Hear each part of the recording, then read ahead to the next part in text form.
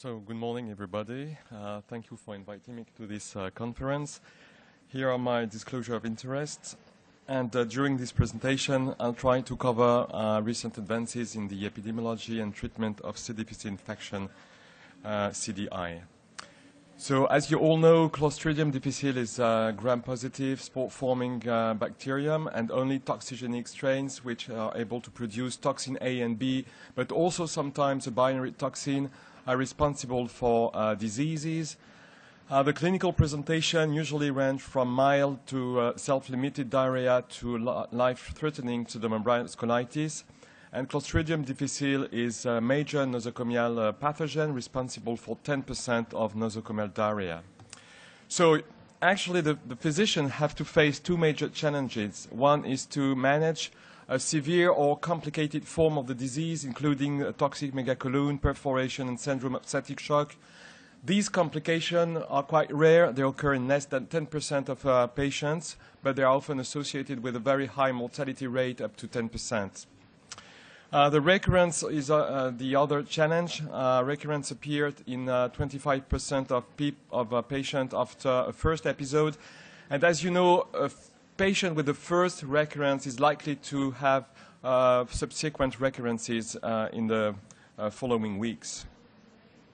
So here is a very brief overview of the pathogenesis of C. difficile infection. Contamination occurs by orophacal route. Spores can survive passage through the stomach.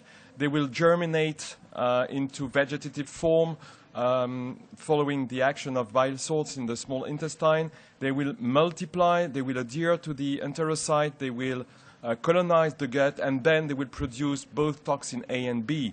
And these toxins are able to, they will be internalized into the enterocyte. They will destroy the tight junction, but also they will disrupt the actin cytoskeleton. And then those two toxins also have pro-inflammatory action by recruiting leukocyte and also mastocyte, releasing cytokine and leading to the formation of pseudomembrane. So the immunity plays a key role in the pathogenesis of C. difficile infection, and the role has been clarified by Lorraine Kine in two major papers published in 2000 and 2001. For that, she followed the prospective cohorts of 270 patients with antibiotic treatment. Stool and serum samples were taken on admission and then 3 times a week until discharge.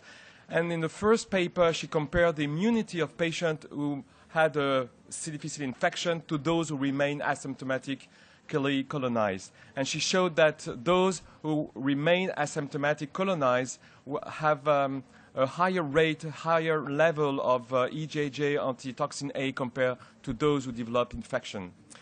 The year after, she followed the patient with CDI, and she divided those groups in two groups, those who had just a single episode and those who present multiple recurrences. And again, she compared the immunity of these two groups of patients by measuring the level of antibodies at day 3, EJM, and at day 12, EJJ. And she showed that the patient who failed to rise their immunoglobulins against toxin A and B were those who were more likely to develop recurrence. So you all know the risk factors for C. difficile infection, and also these factors are exactly the same for recurrences. They include the recent antibiotic use, the older age over 65, patients with comorbidities and chronic illnesses such as kidney disease, cancer, and immune suppression, and also patients who had a previous or a prolonged or repetitive hospitalization, because they are more likely to be exposed to C. difficile spores and then to acquire spores and to develop disease. So what is new in the epidemiology of C. difficile infection? Actually, the story started with those two major papers published in the New England Journal of Medicine, describing very large outbreak of severe C. difficile infection in different institutions from Canada and US. And the author also reported an increase in the incidence of C. difficile infection over a 10-year period. The C. difficile infection turned out to be more severe with a higher rate of mortality, but also more complications. And this trend is assumed to be due to the emergence and very, very rapid spread of a specific clone of C. difficile named NAP1 or O27 from the United States and Canada to Europe and more recently to Asia and Australia. So what is the situation in 2015? So in Europe, C. difficile infection incidence continues to increase, as you can see from this graph. From very large multi-center studies through different member states from Europe. You can see that there is a 70% increase in the incidence of C. difficile infection from 4.1 to 7.3 cases per 10,000 patient days in Europe in blue. And in France, we have the same trend, but at a lower level. And this increase of incidence may result from different factors, including the improvement of diagnostic methods, since the use of PCR-based method for the diagnosis of C. difficile infection, but also the increasing awareness for C. difficile among physicians who request more and more often CD testing, and also the dissemination of the hypervirulent NAP1 O27 strain, first of all in the Western Europe and more recently in Eastern Europe. Despite the increased incidence of C. difficile infection, there is still a major underdiagnosis and misdiagnosis of C. difficile in France. And I would like to present you the results, the major findings of Euclid study, which was a European study, but I would like to focus on the French data of this study. It was a point prevalence study of C. difficile in diarrheal stools sent to the labs, irrespective of the physician's request. So a total of 651 stool samples from 70 healthcare facilities were analyzed by our reference lab. And the first finding of this study is that 10% of the stool sample were actually positive for toxigenic strains. It means that one diarrhea out of 10 was due to C. difficile. The other findings, if you compare the results by the local labs to the result by our national reference lab, then we found that more than 50% of the CDI cases were missed by the local labs, by the healthcare facilities, for two major reasons. One is because CD testing was not prescribed by the physicians, and the other is because it was prescribed, but the lab used a method for the diagnosis which clearly lacks sensitivity, and they gave a false negative result. So what is the origin of CDI cases? I would like to quote this very large study from US, including more than 50,000 CDI cases from 10 geographic areas. As you can see, 3/4 of infection are healthcare associated, occurring in patients during hospitalization or very shortly after post-discharge period or in nursing home. 35% were community acquired, defined by a patient without hospitalization in the previous 12 weeks. But if you look closer to this 35, it might be overestimated, because actually 80% of these patients have a connection with the healthcare system, either by a visit as an outpatient to the hospital or a visit to the doctor or dentist's office. What about the distribution of the circulating clone? And I would like to present you those different studies reporting the distribution of clones in US, in Europe, and in France. I would like you to focus on the pink color, which represents the O27 clone, the hypervirulent clone. As you can see, this clone is predominant in US, both in healthcare-associated CDI, but also in the community-associated infection. This clone is less frequent in Europe, representing 18.1%, and is quite rare, still rare in France, less than 5%. So the second part of this talk will be dedicated to the advances in CDI treatments. From 2000 onwards, C. difficile infection turned out to be more refractory and more difficult to treat by standard therapy, including metro and vancomycin. As you can see from this graph, there is clearly an increase in the clinical failure following metronidazole treatment, in the clinical trials performed post-2000, and also an increase in the rate of recurrences, more particularly in patients over 65 years old, following metro or vanco treatment. So currently we have, for the medical treatment of C. difficile infection, 3 different drugs.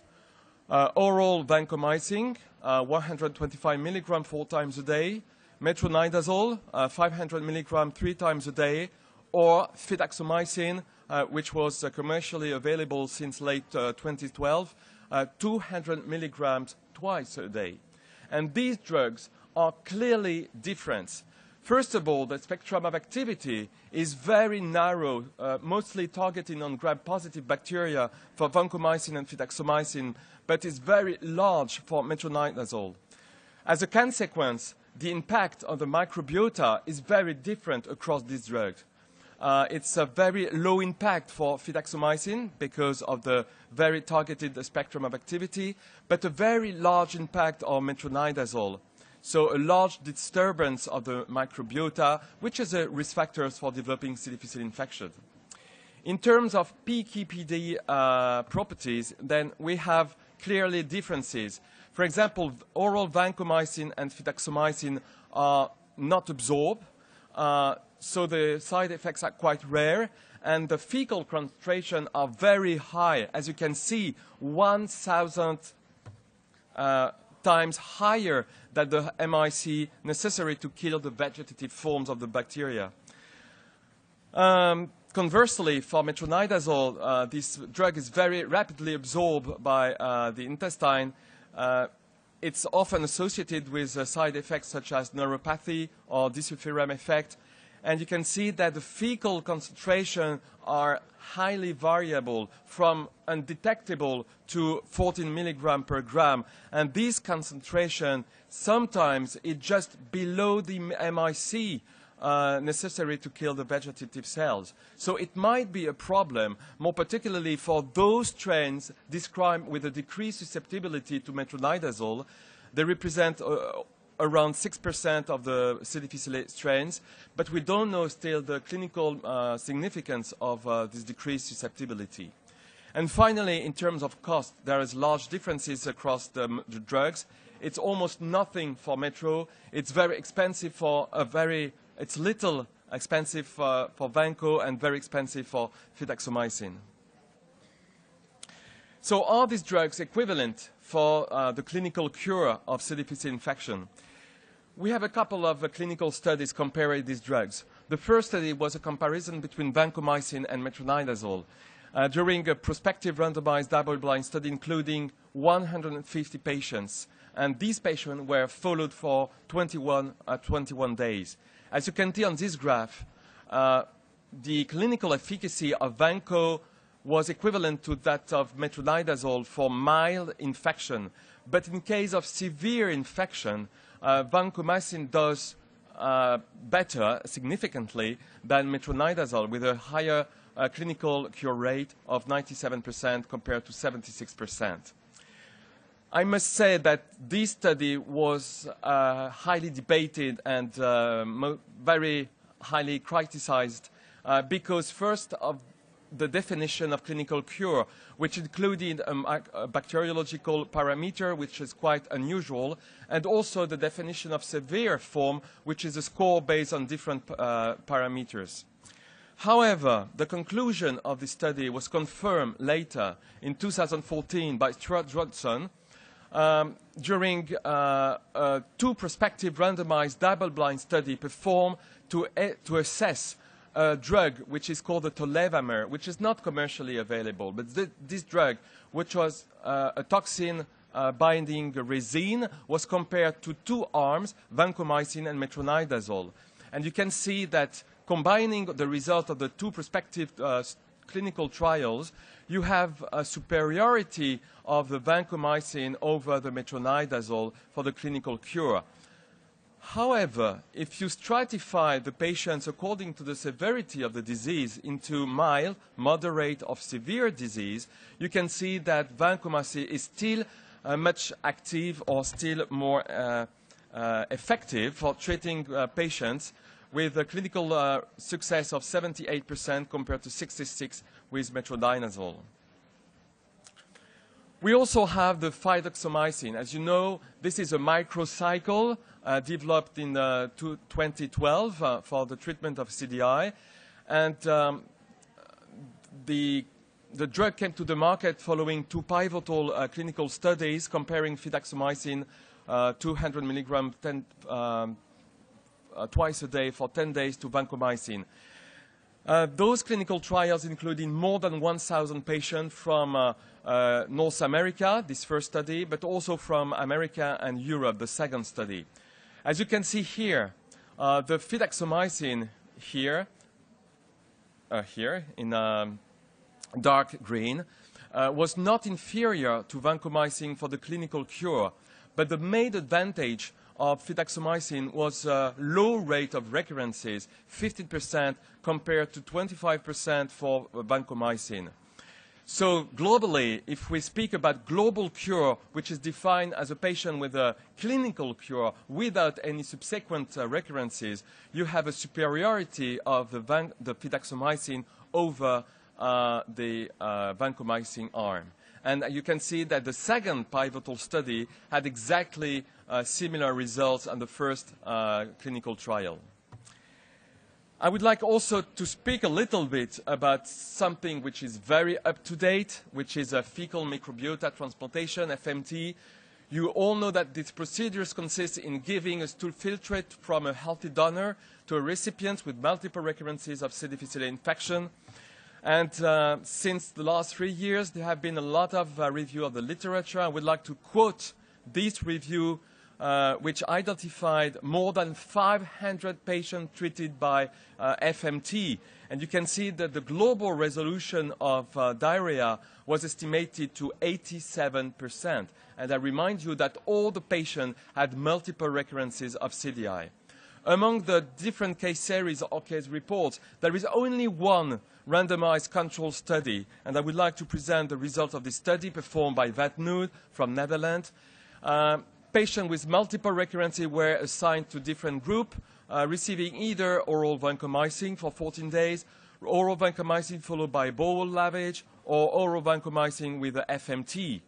And you can see that the endpoint was the resolution of diarrhea and no further recurrence in the following 10 weeks. So here are the results. Clearly, after one FMT, the clinical resolution and the lack of recurrences was seen in 81% of patients, but it increased up to 93% after a second FMT. And it was significantly better, as you can see, than the 2 other arms, either vancomycin alone or vancomycin followed by a bowel lavage. And the results were so spectacular, so beneficial for FMT, that this clinical trial was interrupted after the interim analysis because they were considered that it was not ethical to continue to treat patients with multiple recurrences with vancomycin, taking account the low rate of clinical cure. So, combining all these results, the guidelines for the treatment of C. difficile infection were updated in 2014. And as you know, the choice of the drug depends on the presentation of a C. difficile infection and the severity of the disease. In case of non-severe, metronidazole is still the drug of choice. In case of first recurrence or risk of relapse, then oral vancomycin and or fidaxomicin can be used. They have the same level of graduation. In case of multiple recurrences defined by more than 2 recurrences, it means 3 episodes, then the first guideline is to use FMT. As you can see, this treatment has the highest scientific evidence, 1, and the best grade of recommendation, A. As another option, you can use tapering or pulse dose of oral vancomycin or fidaxomicin. In case of severe or complicated form of disease, then oral vancomycin should be used, and the other option with a lower grade of recommendation is fidaxomicin. And I would like to stress the fact that in the 2 phase 3 clinical trial of fidaxomicin, those patients with very complicated form of the disease were totally excluded from the clinical trial. And if oral treatment is not possible, then IV metro or the combination of IV metro and vancomycin by enteral route should be used in those patients. The good news is that we have other options in the pipelines, as recorded in the clinical trial website. We have monoclonal antibodies against toxin A and B for the prevention of recurrences, and 2 clinical trials have just been completed, and the results were presented during the ID week and the ECAC. You have also a vaccine made by Sanofi Pasteur for the primary prevention. We have 2 other drugs for the treatment of C. difficile infection, and they are in phase 3 development. And also, we have a very strange probiotic made of a non-toxigenic strains of C. difficile for the prevention of recurrences, and this drug is in phase 2 development. If you give me 2 minutes, I would like to present the results of the 2 phase 3 clinical trials assessing the monoclonal antibodies against toxins. The results were presented during the ECAC and ID week meeting. Patients with multiple recurrences were stratified to receive either a single infusion of MAB antitoxin A or MAB antitoxin B, or the combination of the 2 MABs anti-A and B, or the placebo. And the primary endpoint of this study was the rate of recurrent CDI in the following 3 months. Here are the results, very briefly. You can see that in terms of recurrent C. difficile infection, the patient treated by the combination of anti-A and anti-B, and those treated by the anti-B alone had significantly less recurrence than the placebo group. Conversely, those patients treated by anti-A have almost the same recurrent rate as the placebo group. And then, regarding the adverse event and the death occurring during this clinical trial, there was no differences across the different subgroups, except from the anti-A group, with a higher adverse event and also a higher rate of mortality. So, in conclusion, C. difficile infection continues to increase in many countries in Europe, including France, but there is still a large under- and misdiagnosis of CDI because of the choice of the diagnostic tool. The hypervirulent O27 epidemic clone represents less than 5% of the clone isolated in France, but they are sometimes responsible for very large outbreaks, such as in the north of France or in the Marseille area. The clinical efficacy of the very common drug Metro and Vanco remains suboptimal, with a major problem of relapse. And fidaxomicin was able to decrease the rate of relapse by 47%. FMT is very, very effective in decreasing CDI in patients with multiple relapse as well. And the good news, again, is that we have other options in the pipeline. Thank you very much for your attention.